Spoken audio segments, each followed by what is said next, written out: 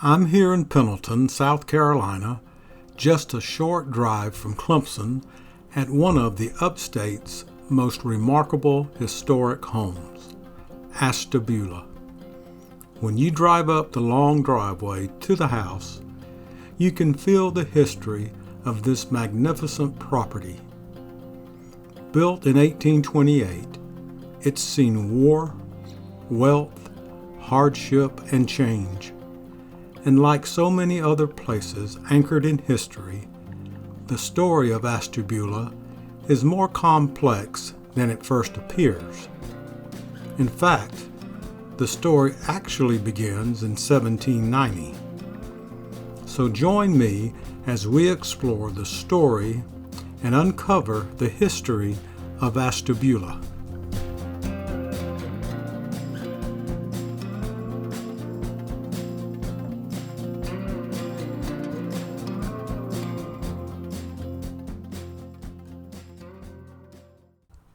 In 1790, James Lofton built a two-story brick house that you see here, and eventually sold it to the Gassaway family, who used the structure as a tavern and stopover for travelers and as a stable for horses. I could not find any information on the Gassaway family. And also, I have read that the total acreage at this time was 320. This number would fluctuate over the years. In 1825, Lewis and Maria Gibbs, who were from Charleston, South Carolina, bought the property. In 1828, the house, which at the time was 2 rooms down and 2 rooms up, was finished. Maria Gibbs died before the house was completed, and Lewis lived here only a very short time before he passed away. Lewis Gibbs is believed to have named the property Ashtabula. Ashtabula comes from a Native American word meaning river of many fish. In 1837, Dr. O.R. Broyles bought the property. Dr. Broyles was an agriculturist and was known for inventing the subsoil plow. He was also a friend of John C. Calhoun, and Calhoun visited Ashtabula often. In 1851, James Latta of York, South Carolina, purchased the property, and he is known for introducing Hereford cattle to the upstate of South Carolina. I have read that it was James Latta who expanded the house into what you see today. In 1861, Robert Adger took over the property. His daughter, Clarissa, and her husband, O.A. Bowen, lived here until 1865, when Clarissa's sister, Sally, and her husband, William Warren, became the new residents. In 1880, the property was passed to Francis Pelzer, founder of the town of Pelzer, South Carolina, and owner of Pelzer Mills. The next 2 owners were John Lindley in 1889 and then Roger Inglesby in 1920. The last resident owner was Frederick Sims, who lived at Ashtabula from 1940 until his death in 1957. After that, the Meade Corporation bought the home and surrounding land for a tree farm. But thankfully, they saw its historical value, and in 1961, Meade donated the house and 10 acres to the Pendleton Historic Foundation, and by doing so, helped preserve Ashtabula for future generations. There are original and period pieces throughout the house, and when I say original, this applies to the families who lived here through the years. For instance, the Bowen family, who lived here during the Civil War, their relatives donated a lot of the furniture back to the house. Moving to the inside of Ashtabula, the hallway does not have a lot of furniture, and this is how it would have looked through the years, as this area would have been used for dances during special occasions. And you can see the staircase and a beautiful grandfather clock. The clock is from 1825. The table at the front of the steps would have been used to keep candles for when they needed to go upstairs at night, and of course oil lamps would also be used. This is the drawing room. This room was used for entertainment and discussions, especially by women after a meal or event. The tea set that you see dates back to the 1800s. The table came from the family of Sam Maverick, who lived close by and was a wealthy landowner. The table came to the house due to family marriage. The piano is from the 1880s. This piano has been known to play by itself. Make of that what you will. Here in the dining room, the china was made specifically for the Latta family, who, as I mentioned earlier, bought the property in 1851. The set originally consisted of 221 pieces, and 120 pieces survive today. It is thought that the Lattas may have used this china when they lived here from 1851 to 1861. The table that you see predates 1820.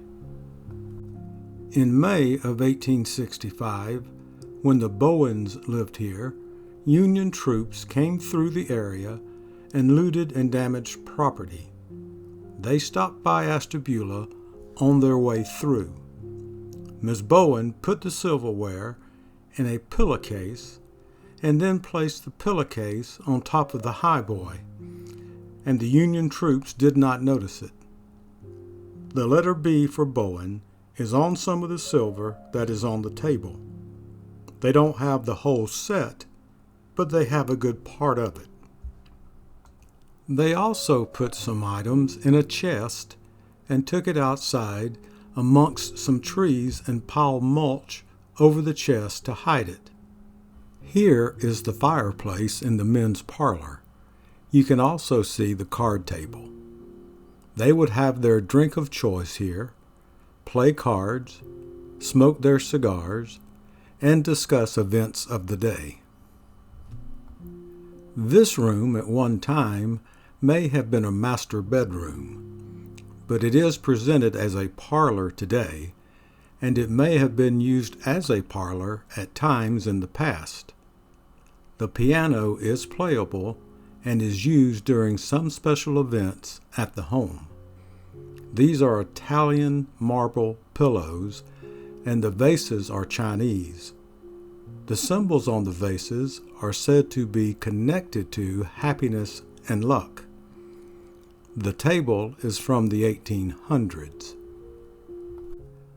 This is an upstairs bedroom, and the pillowcases are original to the Bowen family, who lived in the house from 1861 to 1865. The small pillow in the middle was made by Miss Bowen, who was pregnant in 1865 when the Union troops came through Pendleton, South Carolina, and she made this pillow for her unborn child. She was so upset by the Union troops coming to Ashtabula that she had a miscarriage. This is a memorial wreath made of human hair. The wreath is made from hair of several different people. These types of memorials were popular in the 1800s. This is another upstairs bedroom that is set up as an older child's room. You can see the study desk beside the bed. This particular bed is a rope bed, and you can see the ropes at the end of the bed. These types of beds would have a lattice of rope instead of wooden slats. The mattress would be placed on top of the lattice rope, and then the ropes were tightened to provide a firm surface. And you can also see a chamber pot next to the bed. Here you see the upstairs hallway, and this would also be used sometimes as a children's playroom, especially when it was rainy weather. This is another upstairs bedroom that is set up as a lady's bedroom, and you can see the beautiful canopy bed. And of course, again, the wood floor. I really enjoy going to these old homes as they all have the wood floors throughout. And of course, this room has a fireplace, and as you can see, the decorative cover here, they would put these in front of the fireplaces to make them look more presentable when the fireplaces weren't being used. This room was thought to be a nursery room.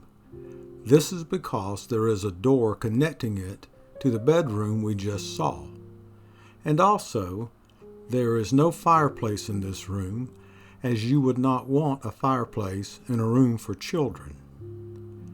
There are various beds for small children in this room, and there is also various dolls here. These items are from the 1800s. These two dolls were not everyday dolls. They were played with maybe on Sundays or special occasions. And this doll is a corn husk doll. These type of dolls were made from the outer leaves of corn. Let's head back outside to the two-story brick building. Let's take a look inside the lower section of the structure. The first thing I noticed was the brick floor. What you see here is what was originally part of the tavern that travelers would have used, and they could spend the night upstairs. Their horses also would have been watered and fed. This is the kitchen area where, of course, the meals were prepared. Kitchens back in the day were almost always separate from the main house due to the threat of fire. Eventually, after the main house was completed, this building was where the house servants stayed. The upstairs was not available to view when I was there. I really hope that you enjoyed this video on Ashtabula. It is a beautiful home and property. Certainly, if you are in the Pendleton, South Carolina area, it would be well worth your time to visit this outstanding home. I will leave a link to the Pendleton Historic Foundation in the description so you can contact them concerning a tour of the home. I will also leave a link to my video on the history of Pendleton, South Carolina. Please like, subscribe, and leave a comment. And thank you so much for watching. I will have another video out soon, and until then, I wish you all the best.